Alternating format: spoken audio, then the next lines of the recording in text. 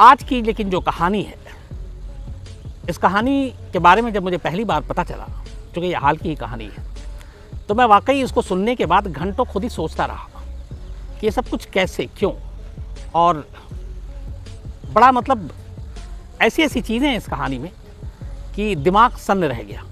एक होता है झकझोर देने वाली कहानी, एक होता है हैरान कर देने वाली कहानी। अब इस कहानी को मैं क्या कहूँ, मुझे खुद समझ में नहीं आ रहा है। तो मैं कुछ कहूँ या कुछ समझाऊँ, उससे पहले सीधे आपको सिलसिलेवार कहानी सुनाता हूँ। बात 1994 की है, 1994। उत्तर प्रदेश में एक जगह है शाहजहांपुर। कई बार मुझे जाने का मौका मिला है शूट के सिलसिले में। शाहजहांपुर के इलाके में 12 साल की एक बच्ची रहा करती थी। माँ बाप थे नहीं, एक बहन और बहनोई। तो वही उस बच्ची को पालते थे, बहन के साथ अपनी रहती थी। ठीक ठाक फैमिली थी। 12 साल की उम्र थी 1994 में। तो उसकी बहन और जो बहनोई थे दोनों अक्सर वो काम भी करते थे, तो घर से बाहर उनका आना जाना भी होता था, दिन में सुबह कई बार। तो जब वो घर के बाहर जाते तो उनके पड़ोस में कई पड़ोसी थे। उनमें एक पड़ोस में 2 सगे भाई रहा करते थे। उस वक्त उनकी उम्र होगी करीब 18-19 साल मान के चलिए। तो जब भी उस बच्ची के बहन और बहनोई घर से बाहर जाते, वो दोनों भाई उस बच्ची के साथ खेलते। और बच्ची चूँकि 12 साल की उम्र थी, उसे बहुत अकल भी नहीं थी कि वो लोग कहाँ टच कर रहे हैं, क्या छू रहे हैं, कैसे छू रहे हैं, और इसका मतलब क्या होता है, गुड टच और बैड टच। उस बच्ची के इस बारे में कुछ पता नहीं था। धीरे धीरे ये बात आगे बढ़ती गई और उन दोनों भाइयों ने अगले करीब 6-7 महीने तक उस बच्ची के साथ ज़बरदस्ती की, एक तरह से उसका रेप किया।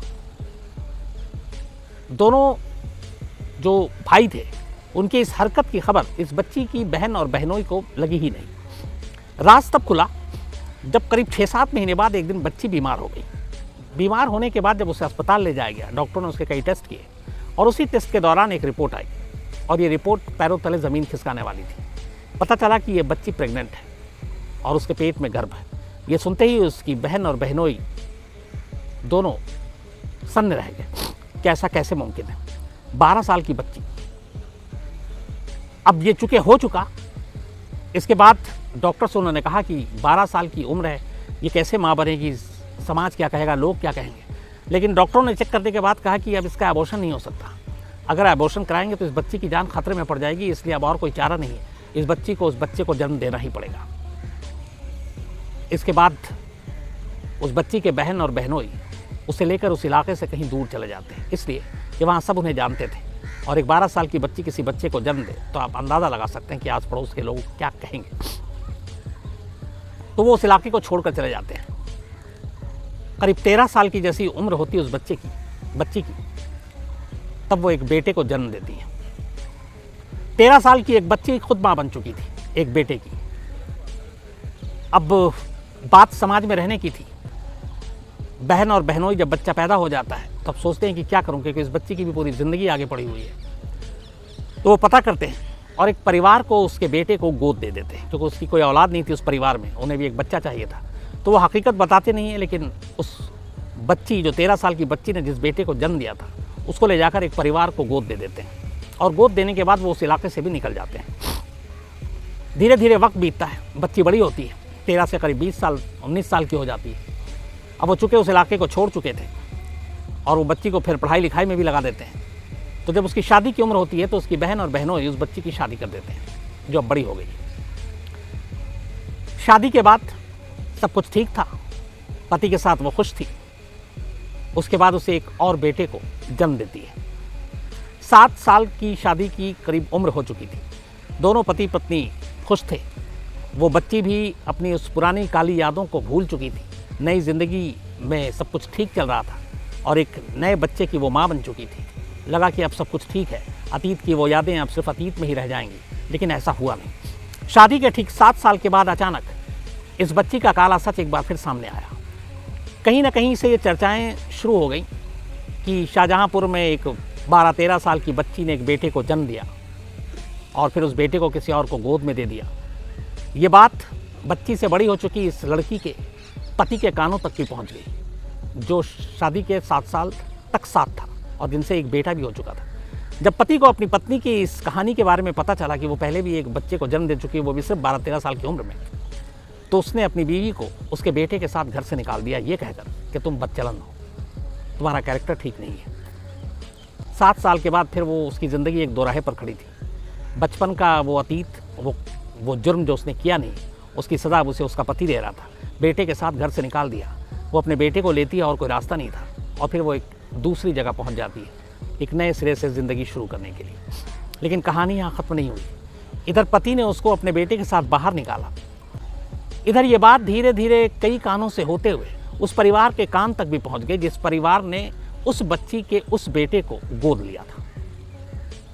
जब परिवार को पता चला कि ये जो बच्चा है उस वक्त बिन ब्याही माँ का बच्चा था ये, और ये उसकी कहानी है, वो परिवार उस बच्चे को भी लेकर, जिसकी उम्र अब करीब अच्छी खासी बड़ी हो गया था, वो बड़ा हो गया था बच्चा, लेकिन वो आता है और उसकी माँ को सौंप देता है ये कहकर कि मैं तुम्हारे इस बेटे को नहीं पालूंगा क्योंकि ये नाजायज़ औलाद है, तुमने बिन ब्याही, तुम एक माँ हो, और मैं ऐसे खून को अपने घर में नहीं रखूँगा।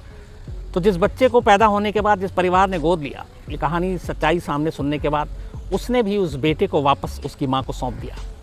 उधर उसी माँ को उसके पति ने उसके बेटे के साथ घर से बाहर निकाल दिया क्योंकि वो भी उसका अतीत जान चुका था।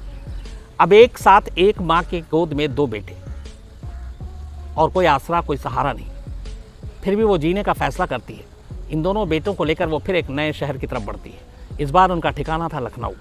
वो लखनऊ पहुँचती है, चूँकि पढ़ाई लिखाई कर ली थी उसने, छोटी मोटी नौकरी करती है और अपने दोनों बेटों को पालना, उनकी परवरिश शुरू करती है। उन्हें पढ़ाती है, लिखाती है, उनकी पूरी जिम्मेदारी उठाती है। धीरे धीरे वक्त एक बार फिर तेज़ी से भागता है। इसके बाद दोनों बेटे जवान हो जाते हैं। उनमें से एक बेटा वो जो शादी के बाद पैदा हुआ, एक बेटा वो जो शादी से पहले पैदा हुआ, जो एक रेप विक्टिम माँ की आप जिसे औलाद कह सकते हैं। तो अब दोनों बेटे बड़े हो गए। बात गुजरे हुए करीब 27 साल हो गए, 94 की घटना थी। लेकिन इस दौरान में बीच में 2-3 बार जब चर्चाएं होती थी तो अब ये चर्चा इन बेटों के कानों तक भी आने लगी कि एक बेटा ये कहता था कि हाँ, मेरी माँ की शादी हुई से मालूम था उसके बाप ने छोड़ दिया क्योंकि उसकी माँ के ऊपर इल्ज़ाम लगाया था। और दूसरा बेटा, उसके कानों तक भी बात पहुँच चुकी कि मैं वहाँ से पैदा हुआ हूँ जहाँ से मेरी माँ की शादी नहीं हुई थी और किसी ने मेरी माँ के साथ ज़बरदस्ती की थी और तब मैं इस दुनिया में आया, लेकिन मेरा बाप कौन है मुझे नहीं मालूम। तब जब बेटे बड़े हुए और ये बातें उनके कानों तक पहुँची तो उस बेटे ने सबसे ज़्यादा ये सवाल पूछना शुरू कर दिया, जो बेटा उस रेप की वजह से पैदा हुआ था।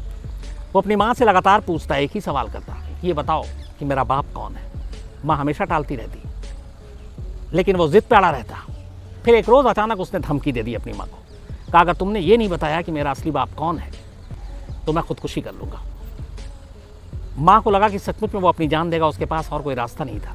तब माँ ने अपनी पूरी कहानी सुनाई, बताया कि कैसे 1994 में शाहजहांपुर में उसके पड़ोस में रहने वाले 2 भाइयों ने उसके साथ जो कुछ किया और उसके बाद उस पैदा हुआ। इस कहानी को सुनने के बाद बेटे ने कहा कि 27 साल बाद ही सही मैं उन दोनों से बदला लेना चाहता हूँ।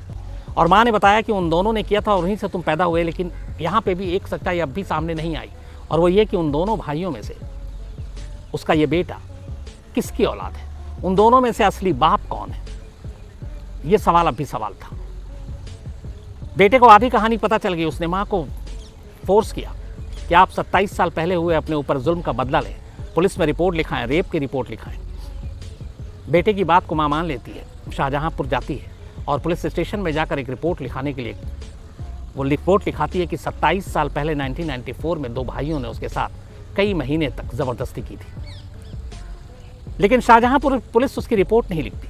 शायद उनकी नज़र में 27 साल पहले हुआ रेप ही नहीं था, और इसीलिए वो धक्के खाती रहती है थाने के, लेकिन पुलिस वाले रेप की रिपोर्ट नहीं लिखते। हार कर माँ वापस लौटती है, वकीलों से सलाह मशवरा करती है, तब वकील उन्हें कोर्ट जाने की सलाह देते हैं। वो माँ कोर्ट पहुँचती है इस फरियाद के साथ कि उसके साथ 27 साल पहले रेप हुआ था और उस रेप से एक बच्चा पैदा हुआ, और उसका बेटा 27 साल बाद लगातार पूछ रहा है कि मुझे मेरे असली बाप का नाम बताओ, और मुझे मालूम नहीं कि उन 2 भाइयों में से असली बाप कौन है। पुलिस रिपोर्ट नहीं लिख रही है। अदालत उस माँ की फरियाद सुनकर पुलिस को हुक्म देती है कि इस माँ की रिपोर्ट लिखो, बाकायदा रेप की रिपोर्ट लिखो और इसकी जांच करके सच्चाई सामने लाओ। अदालत के इस हुक्म के बाद शाहजहांपुर पुलिस रेप का रिपोर्ट दर्ज करती है जो 27 साल पहले हुआ था। लेकिन 27 साल पुराना मामला था, सबूत, गवाह, बाकी चीज़ें कहाँ से लाए, ये मुश्किल थी। इसलिए शाहजहांपुर पुलिस की केस की जांच भी उसी सुस्त रफ्तार से आगे बढ़ रही थी। इधर माँ बेटे को लगा कि इसी रफ्तार से बढ़ती रही तो 27 साल तो वैसे ही बीत गए, आने वाले ना मालूम कितने साल बीत जाएं और उन्हें इस सवाल का जवाब ही ना मिले कि उनका असली बाप कौन है। माँ फिर से कोर्ट पहुँचती है और कहती है कि मेरे बेटे का असली बाप कौन है, इसका पता एक चीज़ से आसानी से चल सकता है और वो है DNA। जिन 2 लोगों के नाम पे मैंने रिपोर्ट लिखाई है, FIR लिखाई है रेप की, उन दोनों का अगर DNA करा दें, मेरे बेटे से मैच कर जाए तो पता चल जाएगा उनमें से असली बाप कौन है। बेशक दोनों भाइयों ने मिलकर ज़बरदस्ती की अलग अलग वक्त में, लेकिन DNA के ज़रिए ये पता चल सकता है कि उनमें से असली बाप कौन है। कोर्ट ने ये दलील सुनी, वकीलों ने बहस की, कोर्ट ने फिर माँ का साथ दिया और ये इजाज़त दी और पुलिस से कहा कि उन दोनों का DNA कराओ और उसका DNA इस औरत की बेटे से मिलाओ और पता करो कि इसका असली बाप कौन है। ये फरमान पहुंच चुका है शाहजहांपुर पुलिस तक। अब यहाँ पे फिर एक सवाल माँ से पूछा गया कि चलिए आपको ये पता चल जाए कि इन दोनों में से आपके बेटे का बाप कौन है, तो आप क्या करेंगी? उसने कहा कि मेरा बेटा चाहता है कि उसे सज़ा दिलाए, उसे बाप का नाम नहीं चाहिए, पर मैं चाहती हूँ कि मेरे बेटे का भविष्य उज्जवल हो, आगे ज़िंदगी उसकी ख़राब ना हो, तो बाप का नाम भी चाहिए, लेकिन उसे उसके किए की सज़ा भी मिलनी चाहिए।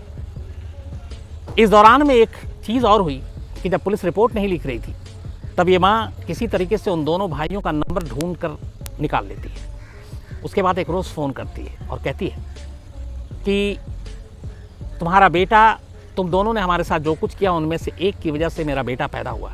अब उनमें से असली बाप कौन है मुझे ये जानना है, क्योंकि मेरे बेटे को जानना है, तो सच बता दो। फ़ोन सुनने के बाद उन दोनों भाइयों ने पहले तो उस महिला को झाड़ा, उसके बाद उसे डांटा और फिर धमकी दी कि दोबारा फ़ोन किया तो तुम्हें मार डालेंगे। उसके बाद से ये बातचीत नहीं हुई। पुलिस ने FIR ज़रूर लिख ली, लेकिन उन दोनों को अभी तक गिरफ्तार नहीं किया है, क्योंकि पुलिस का कहना है कि 27 साल पुराना मामला है, जब तक DNA रिपोर्ट नहीं आ जाती हम कुछ कर नहीं सकते हैं। तो इस वक्त कहानी जिस मोड़ पर खड़ी है वो ये है कि अदालत के हुक्म के बाद पुलिस ने मुकदमा दर्ज किया है 27 साल पुराने रेप का। 27 साल का बेटा अपने बाप का नाम जानना चाहता है और वो नाम शायद बहुत जल्दी उसका खुलासा हो जाए, क्योंकि अदालत ने DNA की भी इजाज़त दे दी है और अब किसी भी दिन ये DNA टेस्ट होगा और उस टेस्ट की रिपोर्ट ये बताएगी कि उस महिला के उस पहले बेटे का, जिसकी उम्र इस वक्त 27 साल है, असली बाप कौन है। ये कहानी शाहजहांपुर की थी। ये महिला इस वक्त लखनऊ में अपने बेटों के साथ दोनों रह रही हैं। इस पे जाहिर सी बात है, चूँकि रेप से जुड़ा हुआ मामला है और आइडेंटिटी से जुड़ा हुआ मामला है, तो किसी भी कैरेक्टर का मैंने आपको नाम नहीं बताया, लेकिन ये वाक़या, ये कहानी इसी हफ्ते की है, पिछले हफ्ते की है। जब ये माँ कोर्ट पहुँची, जब DNA का ये हुक्म आया, तो ये पिछले हफ्ते की सारी कहानी आई। इस देश में ऐसे बड़े कम मिसाल हैं जिसमें 27 साल पुराने किसी रेप के केस की दोबारा, मतलब पहली बार FIR दर्ज हो, उसकी जाँच हो, और शायद ये इकलौता मामला है जिसमें 27 साल का हो चुका एक बेटा 27 साल बाद अपनी माँ से पूछ रहा है कि बताओ मेरे बाप का नाम क्या है। इस कहानी का अभी क्लाइमेक्स होना बाकी है, क्योंकि अभी कहानी मैंने आपको बताया कि अब DNA होगा और DNA के बाद ये पता चलेगा कि उन दोनों भाइयों में से उसका असली बाप कौन है और कानून, पुलिस क्या करती है 27 साल पुराने इन 2 बलात्कारियों के साथ। ये भी अभी क्लाइमेक्स इसका भी आना बाकी है। तो कहानी के अंजाम को पहुंचने में अभी वक्त है। इसका क्लाइमेक्स आएगा और मेरा आपसे वादा है कि इस कहानी का जो भी क्लाइमेक्स आएगा, जिस दिन आएगा, आप तक ज़रूर पहुंचाऊंगा। लेकिन आज इस कहानी में इतना ही, क्योंकि क्लाइमेक्स अभी हुआ नहीं है और मुझे भी इंतज़ार है और मैं जानना चाहता हूँ, और ये भी जानना चाहता हूँ कि 27 साल पुराने रेप के एक मुकदमे में पुलिस किस तरीके से जांच करती है और अदालत किस तरीके से फैसला सुनाती है। और ये भी जानना चाहता हूँ कि 27 साल बाद जब उस बेटे को अपने बाप का नाम पता चल जाए, तो उस बाप के साथ उसका बर्ताव, उसका रवैया क्या होगा। क्या वो उसके नाम का इस्तेमाल करेगा कि हाँ मैं नाजायज़ औलाद नहीं कहलाना चाहता हूँ, या फिर वो कानून और उसके माँ के साथ जो कुछ हुआ है वो सिर्फ़ और सिर्फ वो उसको सज़ा दिलाना चाहेगा। तो इसमें बहुत सारे सवाल हैं, बहुत सारी चीज़ें हैं, लेकिन जब तक क्लाइमेक्स नहीं हो जाता तब तक इन सवालों के जवाब नहीं मिलेंगे। जैसे ही आता आप तक ज़रूर पहुँचाऊँगा, आपको बताऊँगा। आज कहानी में इतना ही। कल आपसे फिर मुलाकात होगी किसी नई कहानी के साथ। तब तक अपना ख्याल रखिएगा, अपनों का ख्याल रखिएगा। Thank you very much.